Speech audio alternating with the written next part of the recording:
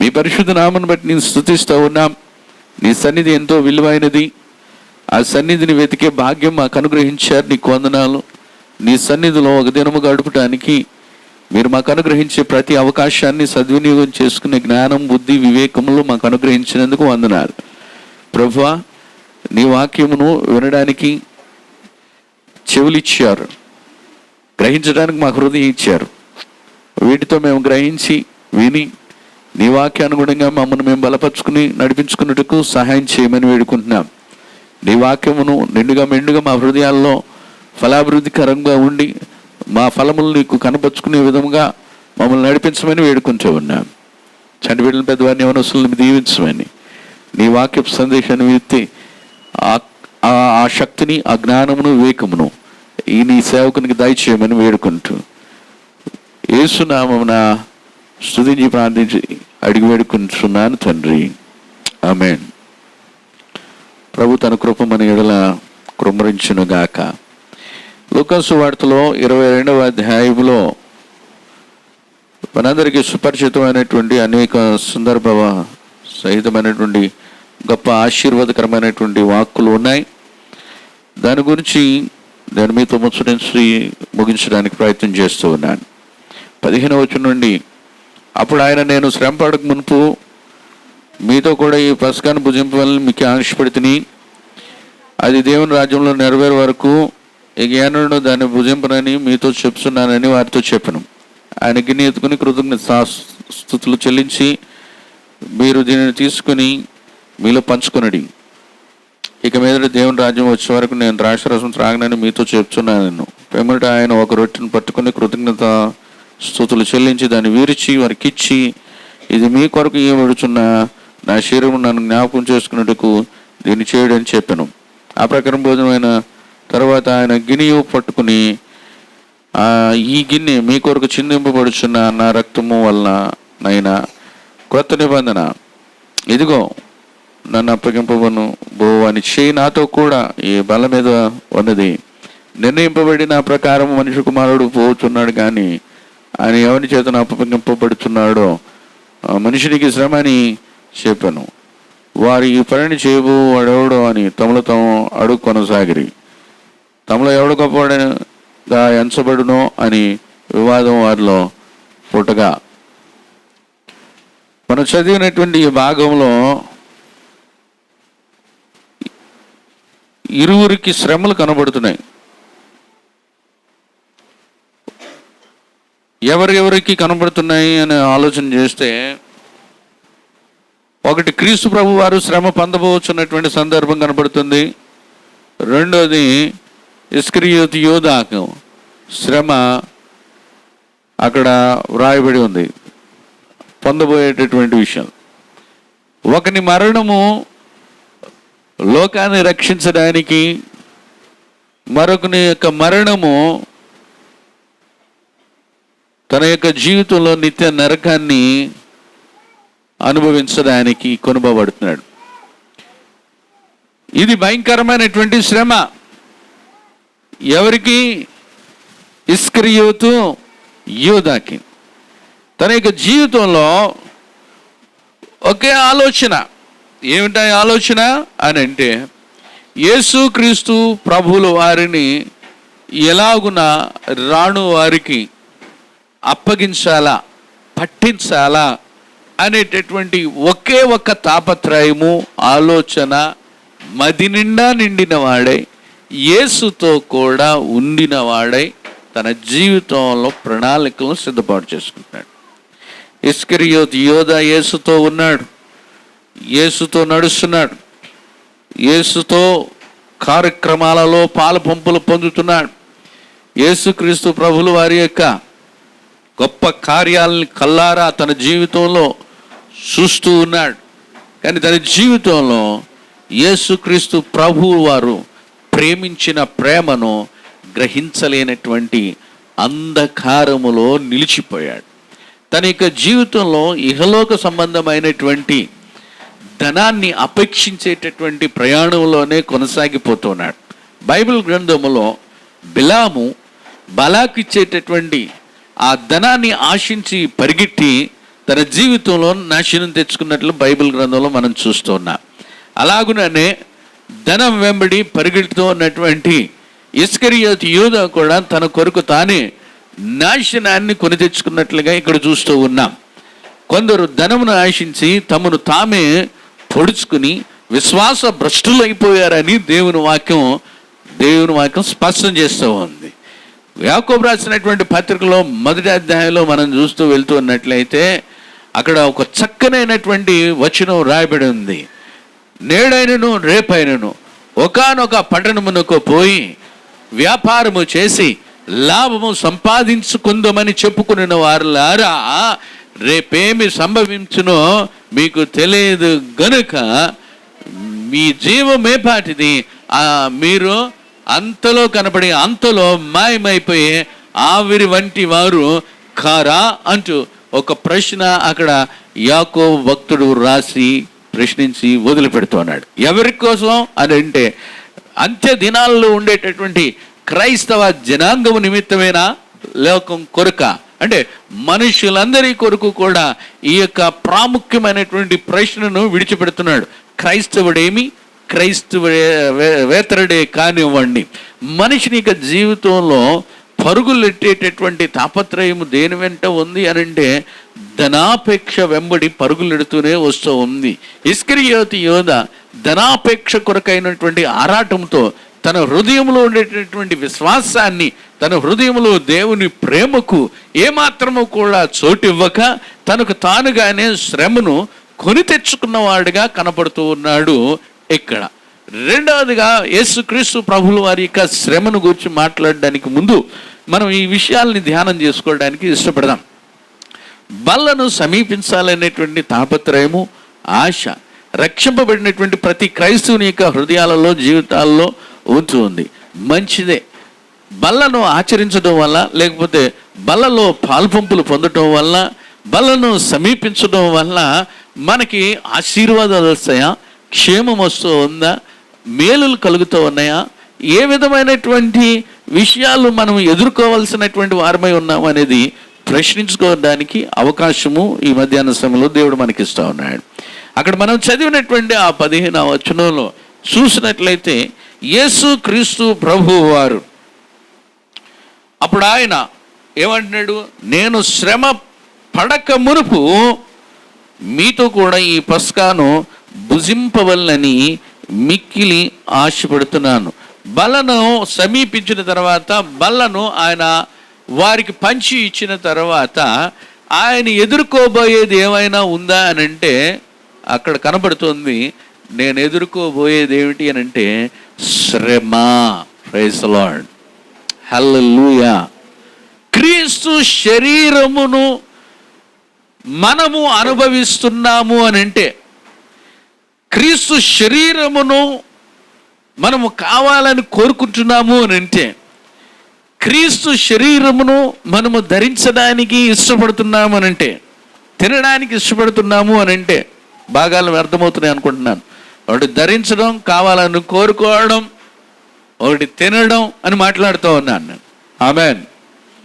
మొత్తం మీద క్రీస్తే మన సర్వస్వము అయితే, మనము క్రీస్తు వారమే అయినప్పుడు, క్రీస్తు సొత్తు అయినప్పుడు, లేదా క్రీస్తు శరీరంలో భాగమైనప్పుడు, క్రీస్తు మనయందు జీవిస్తూ ఉన్నప్పుడు ఈ విషయాలు అర్థం చేసుకోవడానికి ప్రయత్నాలు చేయాలి. ఆమేన్. క్రీస్తు శరీరము ఏమైంది? నాగిటి చాల వల్ల ఏమైంది?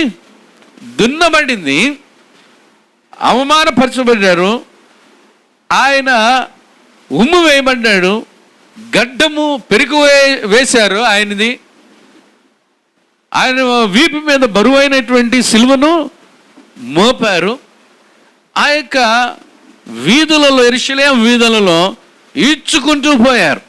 ఎన్ని రకాలైనటువంటి శ్రమలు తన యొక్క శరీరమందు ఆయన వహిస్తూ ఉన్నప్పటికీ సిలువ మాను మీదకి ఎక్కించి మేకులతో దిగగొట్టి ఆకాశానికి భూమికి మధ్యన ఆయనను వేలాడదీయడం అనేది జరిగింది. అంటే ఏ విధమైనటువంటి సహాయము అందనివ్వకుండా ఆయనను కేవలము మేకుల మీద మాత్రమే వేలాడదీసేశారు. క్రీస్తు శరీరము ఆకాశానికి భూమికి మధ్యన వేళంది. ఆ యొక్క శరీరాన్ని మనం భుజించడానికి వెళ్తూ ఉన్నాం. ఆయన శరీరాన్ని దాల్చడానికి మనం వెళ్తూ ఉన్నాం. ఆయన శరీరాన్ని ధరించుకోవడానికి మనం వెళ్తున్నాం. ఈ విషయాలన్నీ బైబిల్ గ్రంథంలో ప్రస్తావించి ఉంచబడ్డాయి. మనం క్రీస్తుని ధరించుకున్న వల్లని పౌలు భక్తుడు బోధిస్తూ ఉంటాడు. ఇది నా శరీరం, దీన్ని తినుడి అని యేసుక్రీస్తు ప్రభువు వారే తన శిష్యులకి అందించారు. అలాగే అపోస్తలుడైన పౌలు కూడా ఈ కార్యక్రమాన్ని ఆయా సందర్భాలలో ఇంటింటా కానివ్వండి, ఆ యొక్క నడి సముద్రంలో ఓడలోనే కానివ్వండి, ఆయన ఈ విషయాన్ని కొనసాగించినట్లుగా సైతం దేవుని వాక్యంలో ప్రస్తావించబడింది, జరిగించారు. అంటే క్రీస్తును ధరించుకున్నాను. అపోస్తలుడైన పౌలు కూడా మనకు చక్కటి విషయాన్ని అని అంటాడు, క్రీస్తే నా యందు జీవిస్తున్నాడు, జీవించువాడికి మీదట నేను కాదు అని అంటాడు. అంటే అపోస్తలుడైన పౌలు ఎందుకు ఆ మాట అన్నాడు అని అంటే, ఆయన అంటూనే ఒక మాట అంటాడు, క్రీస్తు శరీరమందు మిగిల్చబడిన ఆ శ్రమలు నేను అనుభవిస్తానికి ఇష్టపడుతున్నాను. Praise the lord. ఆయన యొక్క శ్రమలు ఏమైనా మిగిలిపోయి ఉంటే అది నా శరీరమందు వహించడానికి నేను కోరుకుంటున్నాను. క్రీస్తు యొక్క శ్రమలలోనూ పాలివాడగుట ఎట్టిదో ఎరుగు నిమిత్తము అని ప్రస్తావన చేస్తూ ఉంటున్నారు అపోస్తలుడైన పౌలు గారు. ఇంకేమన్నాడు అపోస్తలుడైన పౌలు? అక్కడితో ఆగిపోలేదు, క్రీస్తు యొక్క మరణానుభవం గురించి మాట్లాడుతూ ఉన్నాడు. అంత మాత్రమే ఆగిపోవట్లేదు, క్రీస్తు యొక్క పునరుద్ధానపు అనుభవాన్ని గురించి మాట్లాడుతున్నాడు. దేవునికి స్తోత్రం కలుగును గాక. అంటే క్రీస్తు శరీరాన్ని మనం పుచ్చుకుంటున్నామనంటే ఆశీర్వదింపబడిపోయిన వారముగా ఎంచుకోవడానికి కాదు. You are going to face the sufferings, the troubles, something the other things you are going to face. నీ జీవితంలో క్రీస్తును అనుభవించాలి అని అనుకున్నప్పుడు, క్రీస్తుని కలిగి ఉండడానికి ఇష్టపడుతూ ఉన్నప్పుడు, క్రీస్తు శరీరాన్ని పాలిభాగస్తుడిగా అవ్వడానికి ఇష్టపడుతూ అడుగులు వేయడానికి ఇష్టపడుతున్నప్పుడు, నడిపింపబడుతున్నప్పుడు నువ్వు దేనికి సిద్ధపడిపోయి ఉండాలి అని అంటే, నేను శ్రమ అనుభవించడానికి సిద్ధపడిపోయానని తీర్మానంతో రావాలి. Amen. God knows, Jesus knows. యేసు ప్రభువుకి తెలుసు, నేను ఇప్పుడు ఆచరిస్తున్న ఈ పస్కాని, ఇది ఆచరించడం వల్ల నా ముందుంచబడింది ఏంటో నాకు తెలుసు. ఏంటి తిన్నాడు ఆయన? నా కొరకు శ్రమ ఉంది ఎదురుగుండా. ఆమేన్. మీరు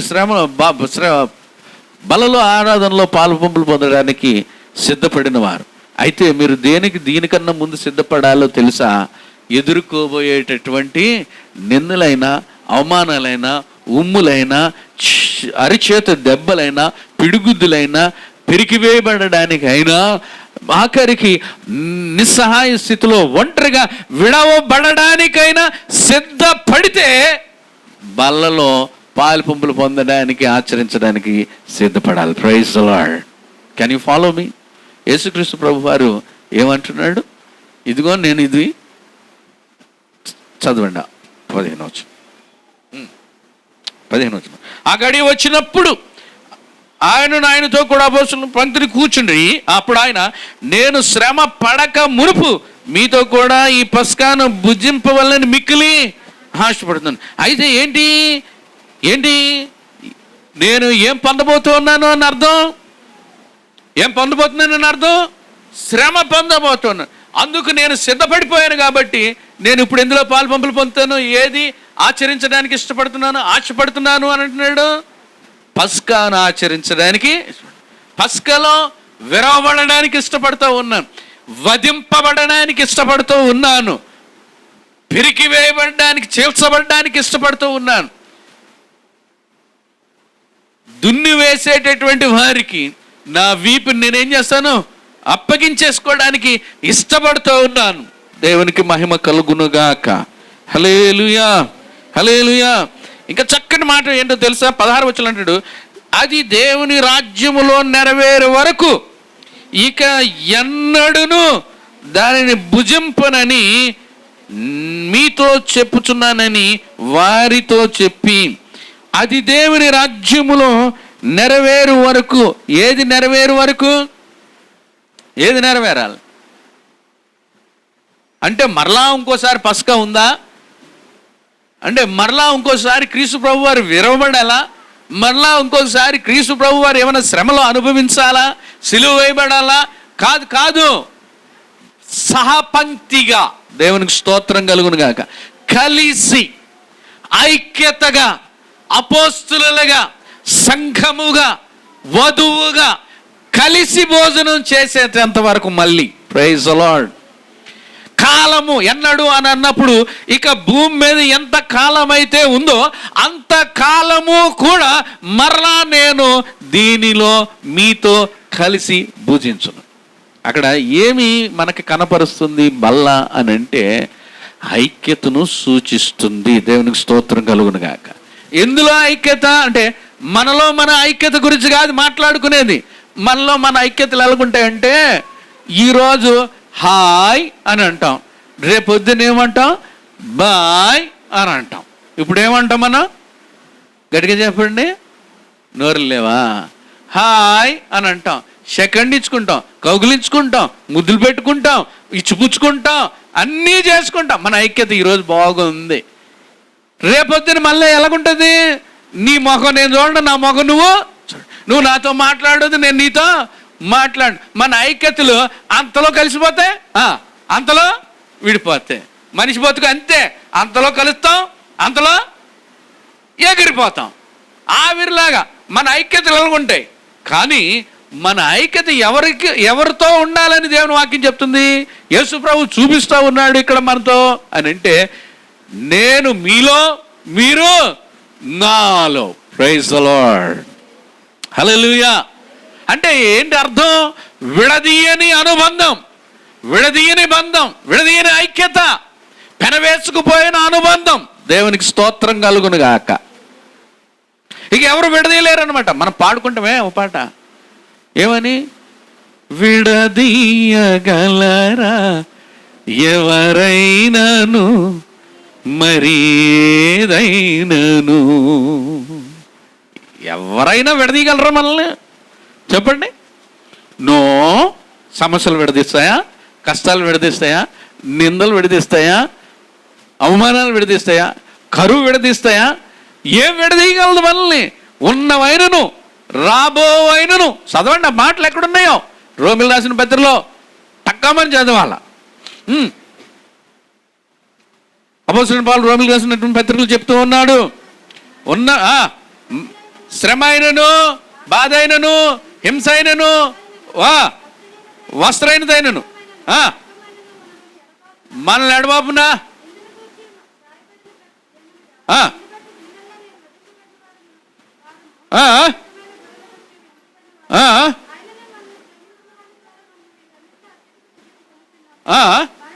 మరణమైనను, జీవమైనను, దేవదూతలైనను,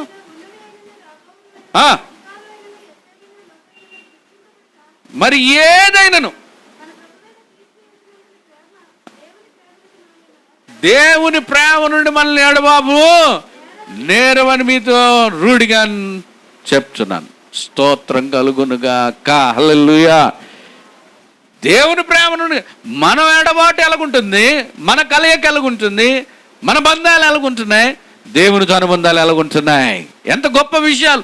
దేవునితో ఉండేటువంటి బంధం ఏది కూడా ఏం చేయలేదు చెప్పండి, విడదీయలేదు. సో అలాంటి బంధం నేను మీతో ఏర్పరచుకుంటున్నాను. అలాంటి బంధాన్ని ఎలాంటి విషయంతో ఏర్పాటు చేసుకుంటున్నాను అంటున్నాడంటే నిబంధనతో ఏర్పాటు చేసుకుంటూ ఉన్నాను. దేవునికి స్తోత్రం కలుగునుగాక. హల్లెలూయా, హల్లెలూయా. అర్థమవుతుందా? పెడితే కళ్యాణం, లేకపోతే సావు కోరుకుంటాం. ఇది కాదు ప్రియులారా. మనకు పెట్టినా పెట్టకపోయినా, ఎవరు ఇష్టపడినా ఇష్టపడకపోయినా, ఎవరు అంగీకరించినా అంగీకరించకపోయినా, ఎవరు నిందించినా అవమానపరిచినా, మన బంధము క్రీస్తు యొక్క శరీరాన్ని కలిగిన వారమైతే అది క్రీస్తు పర్యంతము ఎడబాప నేరనిదై ఉండగలగాలి. అది దాంతో ముడిపెడుతూ ప్రభు వారు చెప్తూ ఉన్నాడు, ఈ బంధం ఇప్పుడు ఏర్పాటు చేసుకుంటున్నాం చూసారా, ఈ పస్కాను ఆచరిస్తున్నాను చూసారా, ఇది నా శరీరం గాను ఇది నా రక్తం గాను ఇస్తున్నాను చూసారా, మీకు నాకు మధ్యన మరలా నేను తిరిగి ఆకాశము నుండి భూమి మీదకి రెండవ రాకడలో వచ్చేంత వరకు నా రాజ్యాన్ని నేను స్థిరపరిచేటంత వరకు మరలా నేను ముట్టుకోను. అంతటి బలమైన బంధాన్ని నేను మీతో కలిగి ఉండటానికి ఇష్టపడుతున్నానని యేసు ప్రభువారు నిబంధన ద్వారా ఏర్పరిచారు. ఆమేన్, హల్లెలూయా. అర్థమైందా? అలాంటి బంధములో దేవుడు తన సంకల్పం చెప్పిన మనల్ని ఉంచడానికి ఇష్టపడినాడు.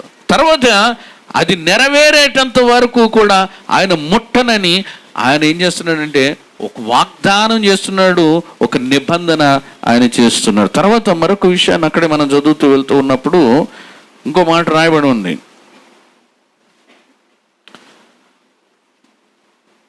18వ వచనంలో, ఇక మీదట దేవుని రాజ్యము వచ్చు వరకు నేను ద్రాక్షారసము త్రాగనని మీతో చెప్పుచున్నాను. ఒకటి, దేవుని రాజ్యము వచ్చేటంత వరకు. కొన్నిసార్లు దేవుని రాజ్యం ఎక్కడుంది అని అంటే అది మీ మధ్యనే ఉంది అని అంటే దేవుని రాజ్యం మన మధ్యనే ఉంది కాబట్టి ఇది ఆచరిస్తూ ఉన్నాం, బాగుంది. కానీ మనం ఆచరిస్తూ ఉన్నది క్రీస్తు మనతో ఉండి, మనం క్రీస్తుతో ఉండి ఆచరిస్తున్నామా లేదా అనేది పెద్ద ప్రశ్న. ఆమేన్, ఆమేన్. మీకు అర్థమైందా? ఇప్పుడు ఒక ప్రశ్న మీకు వేస్తాను. క్రీస్తు మనతో కూడా ఉన్నారా? క్రీస్తు మన మధ్యన ఉన్నాడా? పోనీలగంటాను, క్రీస్తు మన మధ్యన ఉన్నారా? ఉన్నారా అని అన్నవారు ఎంతమంది ఉన్నారో చేతులు ఎత్తండి. అమ్మా, చాలామంది నమ్ముతున్నారు. రేసులు ఇంకా కొంతమందికి నమ్మకమే లేనట్టుంది. నేను ఇప్పుడు ఒక ప్రశ్న వేసాను అనుకోండి, ఏరి మన కంటికి కనపడుతున్నారా? పక్కన ఉన్నట్టుగా ఏమైనా కనపడుతున్నారా? మరి ఎలాగున్నారా ఆయన? అమ్మ, దేవునికి స్తోత్రం కలుగును గాక. ఆత్మస్వరూపిగా ఉన్న ఆయన మనతో కలిసి ఇలాంటి పస్కాను ఆచరిస్తారు. ఆయన ఇప్పుడు మనతో. ఇంకొక ప్రశ్న వేస్తాను, ఇంతకీ మనం ఆచరించేది పస్కానా ఈరోజు, లేకపోతే మనం ఆచరించేది నిబంధన ఆచరించడానికి క్రీస్తు శరీరంలోనికి అడుగెడుతున్నామా? ఈ రెండిట్లో ఏదో ఒకటి అవ్వాలి. పస్కాను ఆచరిస్తే మరలా నీవు బలిని ఇవ్వాల్సిన అవసరం ఉంది. క్రీస్తు మళ్ళీ మన కోసం గొర్రె పిల్లలాగా వధింపబడవలసినటువంటి అవసరం ఉందా? లేదు. ఒక్కసారే అందరి కొరకు ఆయన ఏం చేశాడు? ప్రాణం పెట్టాడని నిర్ధారణ అపోస్తలుడైన పౌలు చేశాడు. ఈ మాటలు వినడానికి, అర్థం చేసుకోవడానికి ప్రయత్నాలు చేయండి. దేవునికి స్తోత్రం కలుగును గాక. అందరి కొరకు ఆయన ఒక్కసారే మనుషుల కొరకు ఆయన క్రైదనముగా గొర్రె పిల్లగా వధింపబడిన వాడుకున్నాడు. ఇప్పుడు పస్కాను ఆచరించేటటువంటి యూదా జనాంగంగా, ఇశ్రాయేలుగా, ఒకవేళ క్రైస్తవులుగానే ఒకవేళ పిలబడ్డమే అనుకోండి, మనం పస్కాను ఆచరించడానికి అడుగెడుతున్నామా, లేదా నిబంధనను ఆచరించి నిబంధన జనులుగా మార్చబడడానికి అడుగు పెడుతూ ఉన్నామా అనేది ప్రశ్న. ఈ రెండిట్లో చాలా అర్థం ఉంది. ఆ రెండిటి అర్థాల్లో మనం పస్కాను ఆచరించవలసిన అవసరం లేదు. కనుక ఆయన మనతో భౌతిక రూపేణ ఉండవలసిన అవసరత లేదు. కానీ మనం నిబంధనను ఆచరించున్నాం, లేకపోతే నిబంధనలో ప్రవేశించడానికి ఆయనను జ్ఞాపకం చేసుకోవడానికి చేసేటటువంటి ఈ పని చేస్తూ ఉన్నాం. అలాంటప్పుడు ఆయన ఆత్మరూపిగా మన మధ్యన ఉండడానికి ఇష్టపడిన దేవుడై ఉన్నాడు. ఎందుకంటే ఆత్మ సంబంధాన్ని కలుపుతుంది. దేవునికి స్తోత్రం కలుగును గాక.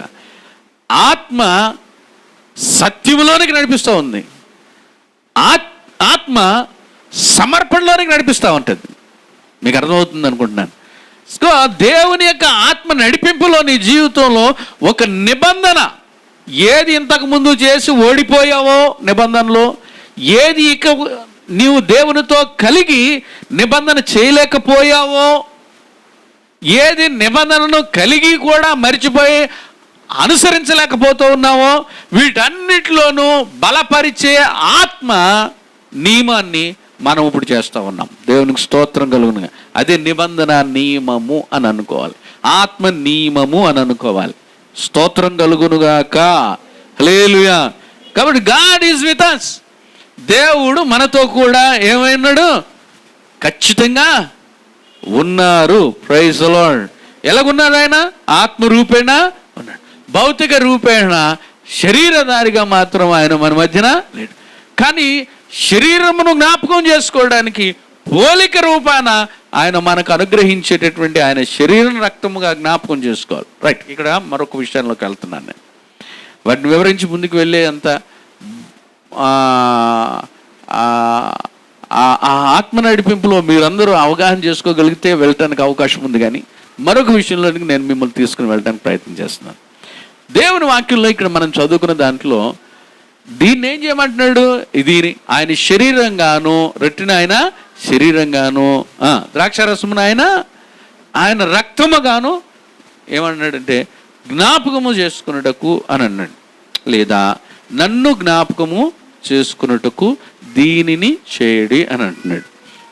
ఆయనను జ్ఞాపకం చేసుకోవడం అంటే ఏమిటి చెప్పండి? ఆయన రూపాన్ని ఏమన్నా జ్ఞాపకం చేసుకోవడానిక ఇది చేయమన్నాడు దేవుడు? అర్థమవుతుందా? ఆయన రూపం ఎలాగుంటుంది? దేదీప్యమానముగా, చక్కగా కరుణ, ప్రేమ, వాత్సల్యం, దయ కనపరిచేటటువంటి ఆ యొక్క రూపమా యేసు ప్రభు అంటే ఇలాగనే ఉంటారు అని మన బొమ్మల్లో చూసే రూపాన్ని జ్ఞాపకం చేసుకుని పాలు పంపులు పొందడానిక? కాదు కదా. జ్ఞాపకం చేసుకోవడం అంటే రూపాన్ని జ్ఞాపకం చేసుకోవడం కాదు. లేదా యేసు ప్రభు వారు సిలువలో వేలాడదీయబడిన రూపాన్ని మన మదిలో తలపోసుకుంటూ జ్ఞాపకం చేసుకోవడమా? కాదు, కాదు ప్రియులారా. యేసు ప్రభు వారు సిలువలో వేలాడదీయబడి, అలాగే ఆయన శరీరం అంతా కొట్టబడి, చీల్చబడి, రక్తం చుక్క చుక్కలుగా ఏరులుగా ప్రవహిస్తూ ఉన్న విషయాన్ని జ్ఞాపకం చేసుకోవడమా? కాదు, కాదు. ఆయనను జ్ఞాపకం చేసుకోమంటూ అంటే ఏమిటి జ్ఞాపకం చేసుకోవాలి మీరు? ఆయన జ్ఞాపకం చేసుకోవడం అంటే ఏంటి జ్ఞాపకం చేసుకోవాలి? పోనీ ఇలాగండి, ఆయన త్యాగాన్ని జ్ఞాపకం చేసుకోవడమా? త్యాగాన్ని జ్ఞాపకం చేసుకోవడమా? అడుగుతున్నా మిమ్మల్ని. త్యాగాన్నే జ్ఞాపకం చేసుకోవడానికి దీనిని అన్నవారు ఎవరైనా ఉంటే చేయొద్దండి. ఆయన త్యాగాన్ని జ్ఞాపకం చేసుకోవడానికి దీన్ని ఆచరిస్తున్నాము అని అన్నవారు ఎవరు లేరా? నా మాటలు అర్థమవుతుంది అనుకుంటున్నాను. నచ్చ తెలుగులో మాట్లాడుతున్నాను. Praise the Lord. హల్లెలూయా. మరి ఏం జ్ఞాపకం చేసుకోవడానికి?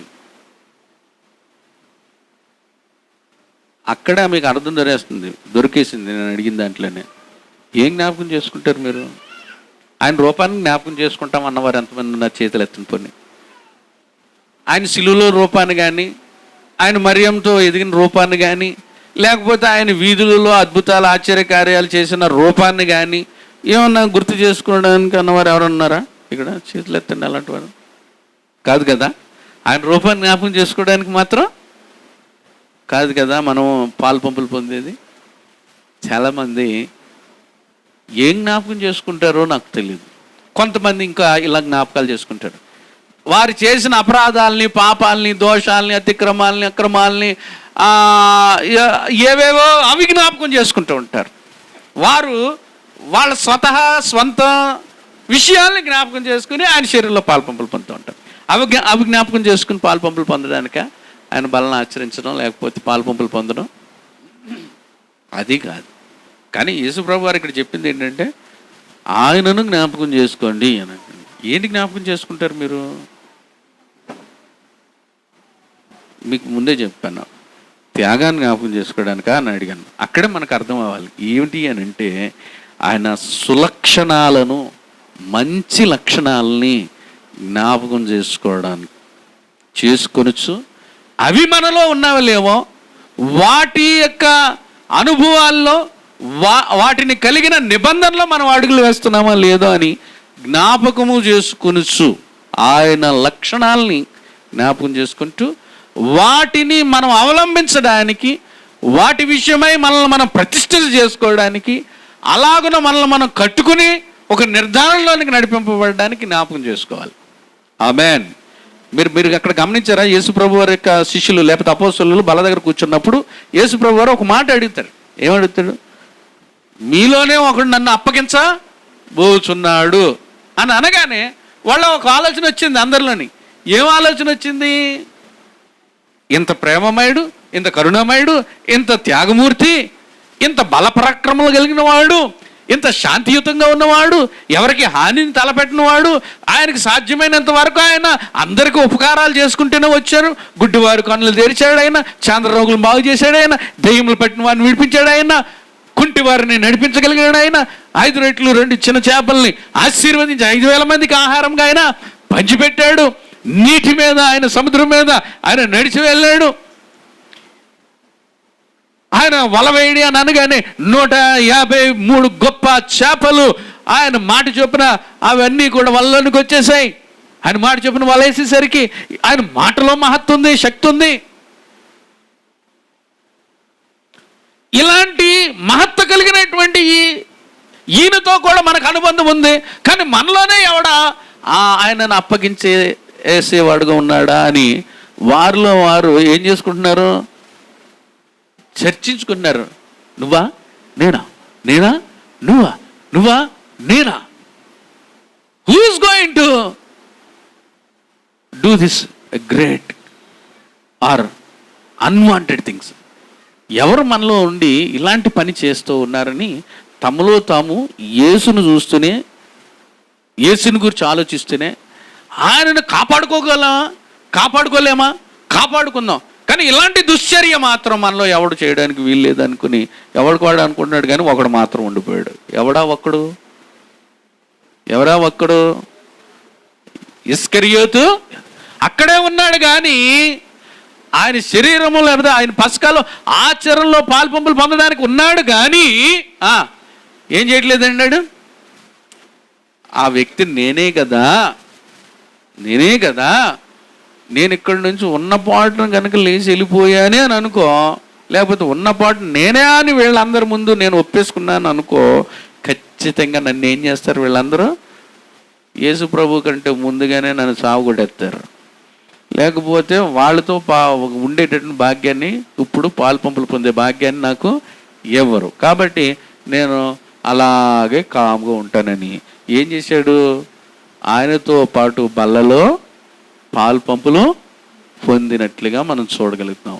మీకు అర్థమవుతుంది అనుకుంటున్నాను. బల్లారాధన సమీపిస్తున్న మన జీవితాలలో ఆలోచనాయుక్తంగా ఆయనను జ్ఞాపకం చేసుకోవడం అంటే ఆయన పరిశుద్ధతను జ్ఞాపకం చేసుకోండి, ఆయన యొక్క త్యాగాన్ని జ్ఞాపకం చేసుకోనండి, ఆయన యొక్క మహత్వం మహిమను జ్ఞాపకం చేసుకోనండి, ఆయన చేసినటువంటి మార్గాన్ని, విడిచిన అడుగుజాడల్ని జ్ఞాపకం చేసుకోండి. ఆయనలో పాపము లేదని వాక్యం చెప్తుంది. చదువుతారా మాటలు? ఎక్కడున్నాయి? పేతురు రాసిన మొదటి పత్రికలో ఈ విషయాలు చూసుకోవచ్చు.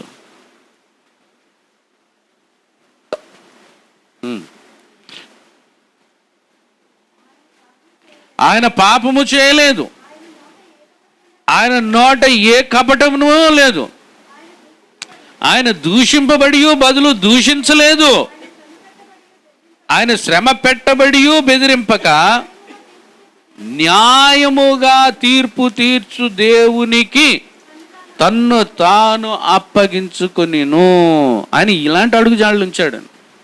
చాలండి. ఈ లక్షణాల్లో కలిగి ఉన్నామా లేదని మనము ప్రశ్నించుకుంటూ సరి చేసుకుంటూ, ఆయన ఈ లక్షణాలు లేవు ఈయనలో అని ఆయనను జ్ఞాపకము చేసుకుంటూ, కొంతమంది బల్లారాధనలు పాల్పంపులు పొందడానికి వారి జీవితాల్లో కనీస ఆత్మీయ నైతిక విలువలు కూడా కోల్పోయి, అర్థమవుతుందా? వచ్చామా మందిరానికి, ప్రార్థన చేసుకున్నామా, అందరితో కలిసిమెలిసి పాల్పంపులు పొందేసామా, వెళ్ళిపోయామా అన్నట్లుగానే ఆచారంగానే పాల్పంపులు పొందుతారు. ఆచారయుక్తంగా పాలపంపులు వద్దు. ఆయనను జ్ఞాపకం చేసుకున్నప్పుడు ఆయనలో ఉండేటటువంటి ఆ లక్షణాలని మనలో సంతరింపజేసుకున్నటకు అన్వయించుకునడానికి ఇష్టపడుతూ నిబంధనలోనికి ప్రవేశిస్తూ మనల్ని పునర్నిర్మించుకుంటూ మనం ఆ నిబంధనలోనికి వెళ్ళాలి. దేవునికి స్తోత్రం కలుగునుగాక. హల్లెలూయా, హల్లెలూయా. శిష్యులలో ఒక రకమైనటువంటి కలవరం వచ్చేసింది. ఎందుకు వచ్చింది కలవరము? క్రీస్తు లాంటి మంచి బోధకుని, క్రీస్తు లాంటి మంచి నాయకత్వము ఉన్నటువంటి ఆ దేవదేవుని కుమారుణ్ణి మనం ఎలాగున అప్పగించి పాపాన్ని మూట కట్టుకుంటాం. మీకు ఇంకొక విషయం చెప్తున్నా. అపోస్తులందరూ క్రీస్తు శరీరంలో, ఇది నా శరీరం అని అప్పించాడు కదా, అపోస్తులందరూ ఆయన శరీరంలో పాలుభాగస్తులు అయ్యారా లేదా? అయ్యారు. యోధా ఇస్కరియోతు పాలుభాగస్తుడు అయ్యాడా లేదా? అయ్యాడు. యోధా ఇస్కరియోతు అయ్యాడు. ఆయన శిష్యులు, మిగిలిన వారు అపోస్తులు కూడా అయ్యారు. యేసుక్రీస్తును అప్పగించేటటువంటి ఇస్కరియోతు యోధా మాత్రమే అపరిశుద్ధుడా, అపవిత్రుడా? మిగిలిన అపోస్తులు దారి తప్పిన వారు కారా? వారిలో కూడా అనాలోచితమైనటువంటి ఆలోచనలు ఉన్నవా లేవా అని అంటే నేనైతే ఖచ్చితంగా ఏమీ చెప్పలేనేమో, కానీ ఇస్కరియోతు యోధా విషయంలో మాత్రం మనం ఖచ్చితంగా చెప్పచ్చు. ఎందుకు అని అంటే వారు చేసేటటువంటి ఒకే ఒక్క ద్రోహము తన నమ్మిన వాని మీద, విహితుని మీద తన మడిమిని ఎత్తినట్లుగా అర్థమవుతూ ఉంది. అంటే తన యజమానుడు, తన నాయకుడు, తన బోధకుడు అయిన యేసుక్రీస్తు ప్రభు వారిని అప్పగించడానికి ఏ మాత్రమూ సంకోచించలేదు. ఇహలోక ధనాన్ని ఆశించి, ఇహలోకంలో తనకు ఒక ప్రాధాన్యత కోసం, ఇహలోకంలో తన ఉద్యోగం కోసం, ఇహలోకంలో తన ధనాన్ని సంపాదించుకోవడం కొలువు కోసం తన జీవితంలో తను నమ్మిన బోధకుని అప్పగించేయడానికైనా ఇష్టపడ్డాడు. ఆయనని బజారులో, వీధులలో విసిరివేయడానికైనా ఇష్టపడ్డాడు ఇస్కరియోతు. ఆయన మీద ఉమ్ము వేయించడానికైనా అప్పగించేయడానికి ఇష్టపడ్డాడు ఇస్కరియోతు యోధా. మీకు అర్థమవుతుందా? దేవుని సంగమ, దేవుని వెళ్ళారా, ఈరోజు ఒక ప్రత్యేకమైన దినంగా పరిశుద్ధాత్మదేవుడు మరొకసారి మనతో మాట్లాడుతూ ఉన్నాడు. మన జీవితాలలో మన మంచి బోధకుడు నజరేయుడైన యేసు, ఆయనను అంగీకరించిన మనము, ఆయనను ఆచరించడానికి వస్తున్న మనం, ఆయనను జ్ఞాపకం చేసుకోవడానికి వస్తున్నటువంటి మన జీవితాలలో యేసు ప్రభుని వారు చేసినట్లుగా, ఎవరు చేసినట్లుగా? యోధా, ఇస్కరియోతు యోధా చేసినట్లుగా మనము కూడా ఒకవేళ క్రీస్తుని అలాగా అప్పగించేసే విధానములో పాలుభాగస్తులు అవడానికి ఇష్టపడుతున్నామేమో ఆలోచించండి. ఇక్కడ మరొక విషయం నేను మీతో మాట్లాడుతున్నాను. అపోస్తులతో దేవుడు, క్రీస్తు ప్రభు వారు చేసిన నిబంధన ఒకటి, అపోస్తులు క్రీస్తుతో చేసిన నిబంధన ఒకటి.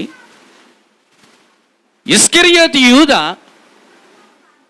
అపవాదితోనూ రాడు వారితోనూ క్రీస్తుతోనూ వాడు చేసుకున్న నిబంధన ఒకటి. ఏమిటో చెప్తున్నాను వినండి. క్రీస్తుతో తను మదిలో చేసుకున్న నిబంధన ఏంటంటే, నీ శరీరంలో నేను పాలు పంపులు పొందినా కానీ, నీ రక్తంలో నేను పాలు పంపులు పొందినా కానీ నేను నిన్ను అప్పగించుట మానను అనే తీర్మాన నిబంధనలోనే అతడు ఉండిపోయాడు. అలాగే ఉండిపోయాడు. అర్థమైందా? ప్రధాన యాజకులతో అతడు చేసుకున్న నిబంధనను, అతడు పొందుకున్నటువంటి నాణ్యాల విషయంలో నేను ఇది పోగొట్టుకోను అనుకున్నటువంటి నిబంధనలోనే ఉండిపోయాడు. దాన్ని సంపాదించుకోవడానికే ఇష్టపడిన నిబంధనలో ఉండిపోయాడు. రాను వారికి అప్పగించేశాడు. ఎలాగ అప్పగించాడు? ముద్దు పెట్టి యేసుక్రీస్తు ప్రభు వారిని గెత్సెమనే తోటలో ఈయనే అని గుర్తు చెప్పి మరలా అప్పగించేశాడు. మరీ అప్పగించేశాడు. ఆ నిబంధన చూసారా? ఎలా గుర్తుపట్టాలి అని అంటే, నా ముద్దు ద్వారా మీరు గుర్తుపడతారు, ఆ ముద్దు నేను గుర్తుగా చూపిస్తాను అంటూనే అప్పగించాడు. యేసు ప్రభు వారిని ఇలాగున తన జీవితంలో పాలు పంపులు పొంది క్రీస్తుతో నడిచి అప్పగించిన వైనం మనకు అగుపరచబడుతుంది. వాడి నిబంధన అది, పట్టుదల అది. మరి శిష్యుల యొక్క పట్టుత్వం, క్రీస్తు యొక్క పట్టుత్వపు నిబంధన ఎలాంటిదో ఒకసారి ఆలోచన చేసుకోండి. క్రీస్తు ఒక్కసారి నిబంధన చేశాడు అని అంటే దానికి కట్టుబడిపోయి ఉండిపోతున్నాడు ఆయన. Amen, amen. మన జీవితాల్లో క్రీస్తుతో నిబంధనలోకి ఆత్మలో ప్రవేశిస్తున్న మనము ఏ విషయాల్లో కట్టుబడి ఉండిపోతున్నామో ఆలోచించండి. ఒకటి, లక్షణాల గురించి చెప్పాను. రెండోది, ఐక్యత కోసం మాట్లాడుతూ చెప్పాను. ఆ ఐక్యతలో బంధాన్ని గురించి నేను మీతో మాట్లాడుతూ నేను ముందుకు వచ్చాను. కాస్త ముందుకెళ్ళి ముగించుకోవడానికి ఇష్టపడదాం. ఏమని ఆ 22వ అధ్యాయం లూకాసు వార్తలో చదువుకుంటూ వెళ్దాం. 20వ వచనంలో, ఆ ప్రకారమే భోజనం ఆయన గిన్నె పట్టుకుని, ఈ గిన్నె మీ కొరకు చిందింపబడుచున్న నా రక్తం వలన క్రొత్త నిబంధన, ఇదిగో అప్పగించేవాడు వాని చేయి నాతో కూడి ఈ బల మీద ఉంది, నిర్ణయింపబడిన ప్రకారము మనిషి కుమారుడు పోచున్నాడు, కానీ ఎవరి చేతనో అప్పగింపబడుతున్నాడు ఆ మనుషునికి శ్రమ. వారు ఈ పని చేయబోవాడెవడు అని తమలో తాము అడుగుకొన సాగిరి. 24వ వచనం చదివి నేను ముగించి ఆపాను. అక్కడ ఏమిటి? తమలో ఎవడు గొప్పవాడిగా ఎంచబడునో అని వివాదము వారిలో పుట్టింది. వాళ్ళు పాలిభాగస్తులు అయ్యారు. ఎందులో పాలిభాగస్తులు అయ్యారు? క్రీస్తు శరీరంలో పాలిభాగస్తులు, క్రీస్తు యొక్క రక్తంలో పాలిభాగస్తులు, నిబంధనలోనికి ప్రవేశించారు. నిబంధనలో ప్రవేశించిన తర్వాత దేనికి వాళ్ళు సిద్ధపడి ఉండాలి అని చెప్పుకున్నాం మనం. క్రీస్తు శరీరాన్ని అనిపిస్తున్నారు, క్రీస్తు రక్తాన్ని అనిపిస్తున్నారు అంటే దేనికి సిద్ధపడి రావాలని చెప్పుకున్నాం మనం ముందు స్టార్టింగే. మనం ఎదుర్కోబోయే శ్రమకు సిద్ధపడే మనం అందులోకి పాలుభాగస్తులు అవడానికి రావాలి అని చెప్పుకున్నాం. మరి వీళ్ళ పాలు పంపులు పొందారు. ఎందులో పాలు పంపులు పొందారు? ఆయన శరీరంలో పాలు పంపులు పొందారు, నిబంధనలోనికి వచ్చారు. వీఆర్ రెడీ అని అన్నారు శ్రమలకైనా. బాగా ఇలా పాలు పంపులు పొందారో లేదో వెంటనే వాళ్ళకి ఆ ఐక్యత ఏమైపోయింది? ఐక్యత లేదు కాబట్టి వాళ్ళు వచ్చిన తారతమ్యం ఏమిటి? ఎవడు గొప్పవాడు? పాలు పంపులు పొంది నిబంధనలో ప్రవేశించి శ్రమలు ఎదుర్కోవడానికి సిద్ధపడి ఐక్యత కలిగి ఉంటామని అనుకుని ఆయన లక్షణాలని సంతరింపజేసుకుంటామని జ్ఞాపకం చేసుకుని ఇలా తిన్న వెంటనే ఒకడేమో క్రీస్తు ప్రభు గారిని ఎలాగ అప్పచెప్పాలి, ఎక్కడ అప్పచెప్పాలా అని పన్నాగాలు వేసుకుంటూ ఒకడు పారిపోయాడు. ఎవడాడు? ఇంకొకడేమో ఉన్నారు 11 మంది. వాళ్ళకి ఏమొచ్చింది అని అంటే, ఎవడు గొప్పోడు? వాడు నేను గొప్పోడిని అయిపోతాను 30 ఎండి నాణ్యాలకు అనుకున్నాడు, 30 వెండి నాణ్యాలకు అనుకున్నాడు. పోయాడు వాడు. 33 ఇక్కడ వాడు గొప్పవాడు అవడానికి వాడు చేసిన ప్రయత్నం వాడిది వేరు. వీళ్ళు ఇక్కడే ఉండి క్రీస్తు ముందుండి ఆయన శరీరాన్ని ఆయన రక్తాన్ని భుజించి ఇక్కడే ఉండి వీళ్ళకి ఏమొచ్చింది చెప్పండి? అనాలోచన. ఎవరు గొప్పవాడు? నేను నీకంటే గొప్పవాడు. నీకంటే ఏ విషయంలో గొప్పవాళ్ళు? ఒకసారి చెప్దాం. ఏ విషయంలో ఎవరికంటే ఎవరు గొప్పవాళ్ళు? నేను అన్నాను అనుకో జోషితో, జోషి నీకన్నా నేను గొప్పవాడినా, నీకన్నా కీబోర్డ్ కొనుక్కున్నా, నేను కొనుక్కోగలనా అని అన్నాను అనుకోండి. ఆయన ఏమంటాడు? నువ్వు గొప్పవాడివే, కొనుక్కో అని. కానీ నీకన్నా గొప్పవాడు నేను తెలుసా? నీకు ఏబిసిడీలు రావు, నాకు FZ వరకు వచ్చి అందులో అంటాడు ఆయన. స్తోత్రం. ఆయన గొప్పతనం అది, నా గొప్పతనం. అంత మాత్రాన ఆయనకంటే నేను గొప్పవాడిని కాదు. ఆమేన్. నాకంటే ఆయన గొప్పవాడు. మరి ఏమన్నట్టుంది బైబిల్? ఒకరికంటే ఒకరు ఘనముగా ఎప్పుడూ ఎంచుకోమని చెప్తుంది. కానీ నీకంటే నేను అని అనుకునే పద్ధతిని గురించి దేవుని వాక్యం ఎక్కడో ఒప్పుకోలేదు. దేవునికి స్తోత్రం కలుగునుగాక. హల్లెలూయా, హల్లెలూయా. అని వీళ్ళు ఏమంటున్నారు? మనలో ఎవడు గొప్పోడు. పేతురు గొప్పోడా? ఆంధ్రే గొప్పోడా? యోహాను గొప్పోడు? ఎవరు గొప్పోళ్ళు? మనందరము ఒకే శరీరంలోనికి పిలువబడిన వారం. దేవునికి స్తోత్రం కలుగును. ఒకే శరీరమందు అమర్చబడడానికి ఇష్టపడిన వారము. ఒకే శరీరం గురించి సాక్షార్థమై నిలబడడానికి ఉండినటువంటి వారము. మనం ఏర్పరచబడినటువంటి వారం. అలాంటప్పుడు క్రీస్తు శరీరమే మనము అయి ఉన్నామని, క్రీస్తు శరీరంలో ఉన్నామని, క్రీస్తే మన శరీరం పైన ఉన్నాడని ధరించుకున్నామని, క్రీస్తులో మనలో క్రీస్తు ఉన్నాడని అనుకున్నప్పుడు క్రీస్తే గొప్పవాడు కావాలి. కానీ మనం గొప్పవారు మనం అనిపించుకోవడానికి ఏ అర్హత మన యందు, ఏ గొప్పతనము లేదు. దేవునికి స్తోత్రం కలుగును గాక. మన యందు ఏ మంచితనము లేదు. ఆమేన్. చెప్దాం అందరం కలిసి, నా యందు మంచితనము ఏదియూ లేదు. పక్కన్న వాళ్ళతో చెప్పండి. ఏ వేలు, మీ చూపుడు వేలు ఇలా చూపించండి పక్కన్న వాళ్ళతో. నీ యందు వేలెట్టి చూపించమన్నా. కొడతారన్నా, తిడతారన్నా, మీటింగ్ అయిపోగానే కజ్జి వేసుకుంటారన్నా అనండి. చెప్పండి, నీ యందు మంచితనం ఏదియో వేలెత్తి చూపించమన్నానా? నీ యందు మంచితనం ఏమియో ఏదియో లేదు. అమ్మ, ధైర్యాలు లేవు మీకు మీరు అనేసుకుంటారా? మరి మీకు మీరే అనేసుకుని పక్కన వాళ్ళని అంటానికి ఇప్పుడు ఇంత మొహమాటము, ఇప్పుడు ఇంత సంకోచము, ఇప్పుడు ఇంత గొప్ప ఆలోచన మీకున్నప్పుడు మరి వెనకాల ఎందుకు కొరికేసుకుంటారు చెవులు? మరి వెనకాల ఎందుకు మూడో వ్యక్తులు కలిపేసుకుని నాలుగో వ్యక్తిని కలిపేసుకుని పులిపేసుకుని రాసేసుకుని ఏంటి మేడలు కట్టేస్తున్నారు ఎందుకు? నీ అందు మంచితనం ఉందా? ఏ విషయంలో నువ్వు గొప్పోళ్ళు? ఏ విషయములోను నీవు కానీ నేను కానీ గొప్పవారము అనిపించుకోవడానికి ఏ యోగ్యత కూడా లేదు. మనం ఏదో మంచోళ్ళం పరిశుద్ధులు అన్నట్టు పక్కోళ్ళందరూ అపరిశుద్ధులు, పాపాత్ములు, దురాత్ములు, పనికిమాలోళ్ళు, అయోగ్యులు, అహంకారులు, ద్వేషులు, నరహంతకులు, దోషకులు అన్నట్లు అంత వెటకారపు చూపెందుకో? ఆ పక్కనున్న వాళ్ళని అంత వెటకారంగా చూసుకోవడానికి ముందుగా నీలో నీవు చూసుకోవడానికి నేర్చుకో. Praise the lord. దేవుని వాక్యం స్పష్టం చేస్తూ ఉంది, మీలో ఎవడు గొప్పవాడని ఎందుకు అనుకుంటున్నారు? అబ్బాయి, ప్రభు వారి కిందకి వెళ్తే ఆ విషయాలన్నీ ఇంటి దగ్గర చదువుకోండి. ప్రభా, నేను ఏ విషయంలో గొప్పవాడిని? నీకులాగా నేను ఏమైనా జ్ఞాపకం చేసుకోండి. ప్రభా, నీకులాగా ఒక రాత్రంతా ఎప్పుడన్నా సముద్ర తీరానికి వెళ్ళి మోకాళ్ళ నుంచి ప్రార్థన చేశానా? నేను ఏ కొండ తీరానికి అని వెళ్ళిపోయి మోకాళ్ళ నుంచి ప్రార్థన చేశానా? అంతెందుకు ప్రభువా, నా ఇంట్లో ఒక రాత్రంతా ఒక్కడనైనా ప్రార్థన చేసుకున్నాను మోకాళ్ళు వేసి. సిగ్గులేదు మన మోకాలకి.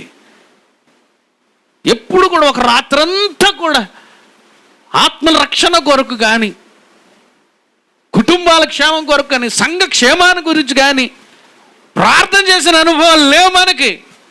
ఆయన ప్రార్థన చేశాడు, అది జ్ఞాపకం చేసుకో. ఒక రాత్రంతయు ఆయన ప్రార్థన చేశాడు. దేవునికి స్తోత్రం కలుగునుగాక. హల్లెలూయా.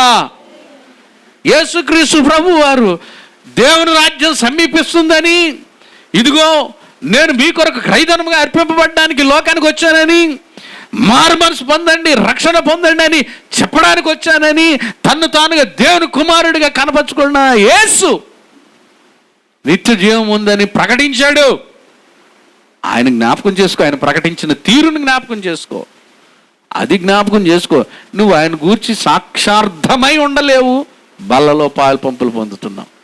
ఈ నెల అంతటిలో ఒకసారి పాలు పంపులు పొంది నీవు నెల చివరికి వచ్చి మరో నెలలో ప్రవేశించడానికి ఇష్టపడి నీవు ఎంతమందికి యేసు ప్రభువును గూర్చి సువార్త చెప్పావు? యేసు ప్రభు దేవుడని ఎంతమందికి చెప్పావు? నువ్వు నెలంతా వేస్ట్ చేసావు. క్రీస్తు శరీరం ధరించుకొని తాగి తిని ఆయన శరీరం గురించి కానీ ఆయన రక్తాన్ని గురించి కానీ సాక్ష్యం చెప్పలేదు. నీవు ఏం జ్ఞాపకం చేసుకుంటున్నావు? నువ్వు సాక్ష్యం చెప్పలేని బతుకునిది. సాక్ష్యం చెప్పి ఆయన క్రీస్తు రక్షకుడని, దేవుడని, త్వరగా రాబోతూ ఉన్నాడని, నిన్ను ప్రేమించాడని చెప్పలేని నీవు మరలా తయారైపోతున్నావు ఆయన శరీరాన్ని ఆయన రక్తంలో ఆచారంగానా? ఏం జ్ఞాపకం చేసుకోవడానికి ఇష్టపడుతున్నావు? ఆలోచన చేస్తున్నావా? ఆలోచన చేస్తున్నావా? గొప్ప కోసం ప్రయత్నాలు చేసావా నువ్వు? నేను గొప్పని. శిష్యులకి నీకు ఏం తేడా ఉంది? ఏ అర్హతల కోసం ఎదురు చూస్తున్నావు? ఏ గుర్తింపుల కోసం ఎదురు చూస్తున్నావు శిష్యుల్లాగా? అది దేవునికి ఇష్టమైనది కాదు. దేవునికి స్తోత్రం కలుగును గాక. హల్లెలూయా. నాకు పాట ఇవ్వలేదని, నాకు ప్రార్థన ఇవ్వలేదని, నన్ను పిలవలేదని, నన్ను పట్టించుకోలేదని నువ్వు ఎవరి గుర్తింపు కోసం ఎదురు చూస్తున్నావు? క్రీస్తు నిన్ను గుర్తించాలని కోరుకోవాలి కానీ, క్రీస్తుతో నువ్వు మమేకమై ఉండడానికి ఇష్టపడాలి కానీ, క్రీస్తు శరీరంలో అమర్చబడడానికి ఇష్టపడాలి కానీ, నీవు ఏంటి ఆశిస్తున్నావు? యేసుప్రభుతో ఉన్నవాళ్ళు ఎవరు? యేసుప్రభుని ఇలా పట్టుకోగానే గొర్రెలన్నీ చెదిరిపోవడం అంటే ఎవడి దారినాడు పారిపోయాడు. నేనే సాధించేయగలను అని అనుకుని కత్తి పట్టుకుని మలుకు చెవిని తెగనరగడానికి ప్రయత్నం చేసి తెగనరకేసాడు పేతురు. అదేమైనా దేవునికి ఇష్టమా? అది దేవునికి ఇష్టం కాదు. ఏమి నేర్చుకుంటున్నాం మనం క్రీస్తు దగ్గరకు వచ్చి, క్రీస్తులో ఉండడానికి, క్రీస్తులో నడిపింపడానికి, క్రీస్తు సొత్తైన జనాంగం అని చెప్పుకోవడానికి ఏమి నేర్చుకుంటున్నాం? బలాలు ఆచరించడానికి వచ్చే మనము ఏం జ్ఞాపకం చేసుకుంటూ ఉన్నాం? ఒక ఉపవాసం ఉండదు, ఒక సహవాసం ఉండదు, ఒక సాక్షాత్మైన జీవితాలు ఉండవు మనకి. క్రీస్తు శరీరంలో నేనున్నానని, క్రీస్తు శరీరాన్ని ధరించుకున్నానని లేదు మనకి. నేను గొప్ప, నీకన్నా నేనే తక్కువ అని అనుకునేటటువంటి అహంకారము, అజితేంద్రియత్వము, వీటినే నెమరవేసుకునేటటువంటి పరిస్థితిలో దిగజారిపోయింది నేటి క్రైస్తవ వ్యవస్థ, సంఘం. ఏ రకమైన సిద్ధపాటు ఉంది ఆయన రాకడ కొరకు నేటి క్రైస్తవ నవవధువు అని చెప్పుకోవడానికి సంఘానికి, క్రీస్తు సంఘానికి? మన శరీర బలహీనతలనే ప్రబలమైనవి, గొప్పవి అని అనుకుంటూ ఉన్నాము మనం. ఏది? దేవుని సన్నిధి కంటే, దేవుని ప్రేమ కంటే, దేవుని నీతి కంటే, దేవుని యొక్క కరుణ కంటే, వాత్సల్యం కంటే, ఆయన త్యాగం కంటే, ఏదో నేను గొప్ప త్యాగం చేసి దేవుని మందిరానికి వచ్చి మోకాళ్ళేసి ప్రార్థన చేస్తున్నాను అన్నంత ఫీలింగ్ ఇస్తున్నాం మనం. ఏదో గొప్ప అనుకుంటున్నాం మనం. నిబంధనలో ప్రవేశిస్తున్నాం మనం. సరైన నిబంధనలోకి ప్రవేశించండి. సరిగ్గా క్రీస్తుతో ప్రభు అంటుకట్టబడడానికి మానవ జీవితాల్లో ఒక నేర్చుకుందాం మనం. గడిచిన కాలం చాలు. బలపరచబడడానికి, స్థిరపరచబడడానికి, ఎదగడానికి ఇష్టపడదాం. కళ్ళు మూసుకొని ప్రార్థన చేసుకుందాం. మహాదేవుడును, మహోన్నతుడు, పరిశుద్ధుడు, ప్రేమ కలిగిన దేవ, ఆ ఇస్కరియోతు యోధా వలెనో, లేకపోతే ఆ శిష్యులు బల్లలో పాల్పంపులు పొందుకున్న తర్వాత వెంటనే వారిలో ఐక్యతను కాపాడుకోవడానికి శ్రద్ధ లేనటువంటి వారంగానో మేము ఉండకూడదు ప్రభా. మేము నీ శరీరంలో మమేక్యమై ఐక్యత కలిగి ఒకరికంటే ఒకరు ఘనమైన వారుగా, ఒకరికంటే ఒకరు హెచ్చైన వారుగా ఎంచుకుంటూ నీ రాకడ కొరకు ఆయతపరచబడడానికి సహాయం చేయమని. ఇస్కరియోతు యూదా తన జీవితంలో అన్నీ అనుభవించి తన బ్రతుకులో మీ ప్రేమను రుచించుకోలేదు, నీ దయను కోరుకోలేకపోయాడు, ధనాన్ని అపేక్షిస్తూ పోయాడు. తన నమ్మిన బోధకుని నిన్ను అప్పగించడానికి తీర్మానం చేసుకుని ఆ తీర్మానాన్ని వదులుకోలేకపోయాడు. మా జీవితాల్లో కూడా ఎన్నెన్నో మేము అనుకుంటూనే ఉన్నాం. వాటిని వదులుకోలేనటువంటి స్థితిలో ఒకవేళ మేము ఉంటున్నామేమో. వాటిని మరొకసారి పునర్నిర్మించుకుని, పునరుద్ధరించుకొని, బలపరుచుకొని, నీ శరీరమని, నీ రక్తమని వివేచించి, ఆలోచించి అందులో పాలిభాగస్తులై కృపను, ధన్యతను మాకు అనుగ్రహించమని ప్రార్థన చేస్తూ ఉన్నాం. అలాంటి సిద్ధపాటు క్రైస్తవ సంఘముగా నిజముగా నిన్ను జ్ఞాపకం చేసుకున్న ఆత్మీయ అనుభవాలు గుండా నడిపింపబడగలిగినట్లుగా మాకు ఆత్మ నడిపింపును అనుగ్రహించమని యేసు నామమున స్తుతించి ప్రార్థించి అడిగి వేడుకుంటున్నాను తండ్రి. ఆమేన్. అలాగే ప్రభువు యొక్క సన్నిధిలో